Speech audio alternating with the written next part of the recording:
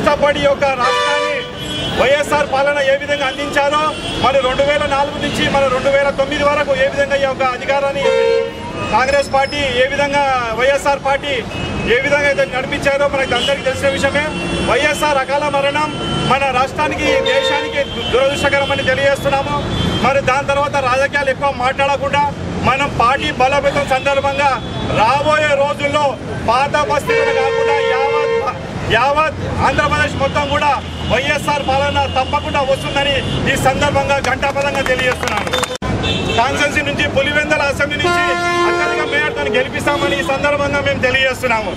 అంతేకాకుండా 2014 ఎన్నికల్లో వైఎస్ఆర్ పాలన రావాలని మన జగన్మోహన్ రెడ్డి ముఖ్యమంత్రి కావాలని ప్రతి ఒక్క ఆ ఆకాంక్షని నెరవేర్చడానికి ఈ యొక్క వైఎస్ఆర్ పార్టీ జెండాను ఆవిష్కారం ప్రతి కూడలి వద్ద ప్రతి బస్తీల వద్ద కాలనీల వద్ద ఈ యొక్క జెండా పండుగని మనం జరుపుకుంటున్నాం. అందులో భాగంగా